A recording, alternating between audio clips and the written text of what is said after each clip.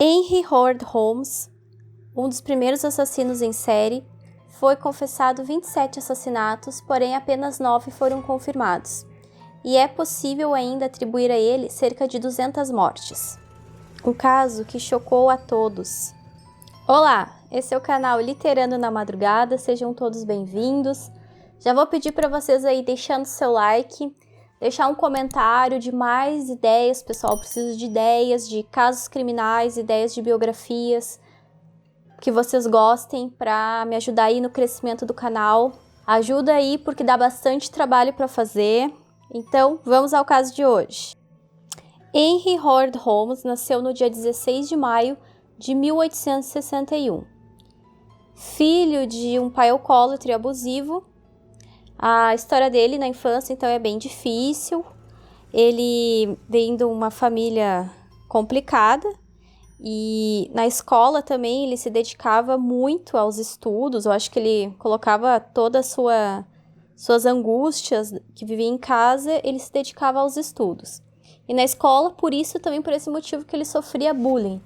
Então ele tinha muito medo de médicos e esses colegas dele faziam ele encostar assim em esqueletos para amedrontar ele. Só que eles estavam muito enganados. Aí que ele começou a ficar fascinado por isso. É aí que começa essa história bizarríssima. No ano de 1882, A.J. Holmes entrou na Universidade de Michigan. Então ele se formou em medicina e nesse período ele trabalhou no laboratório de anatomia. E foi nesse período que ele conheceu o trabalho do Dr. Naum White, que era um notável defensor da dissecação humana.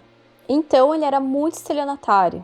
Ele roubava cadáveres dos cemitérios e vendia os ossos para a faculdade, para o laboratório de anatomia, né? Além do mais, ele admitiu que também usava os corpos para fraudar empresas de seguro de vida. Depois que ele se formou, então, ele acabava vivendo de cidade em cidade.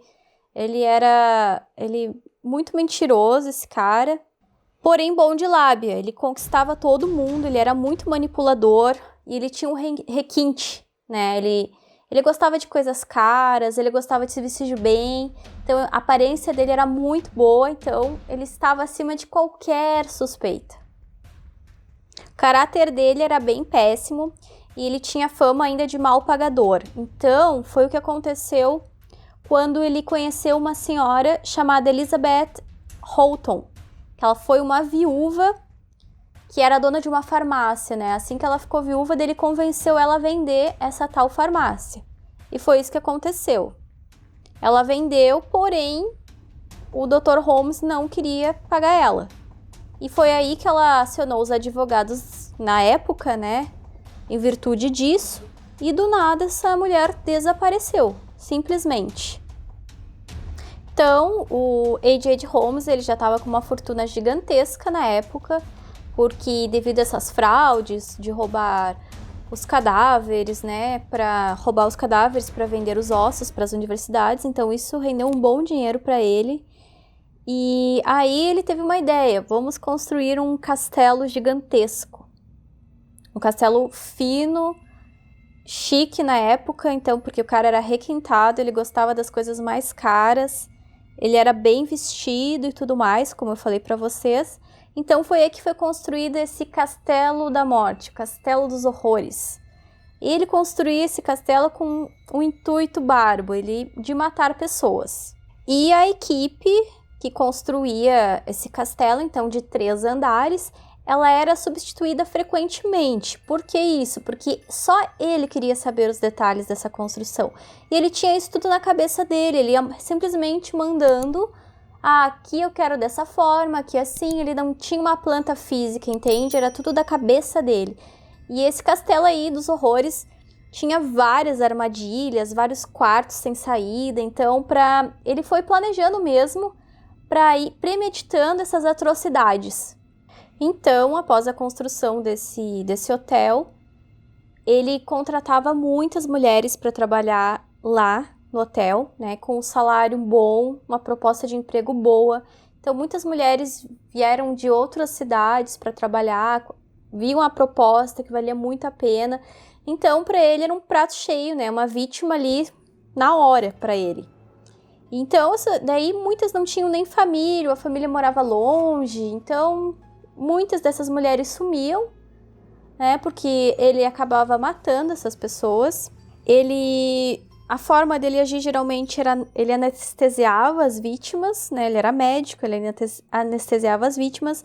Ele geralmente, às vezes, abusava sexualmente, matava e ele continuava fazendo o que ele fazia antes, né? Que é retirar a carne, enfim, ficar apenas com o esqueleto da vítima e vender para a faculdade de medicina.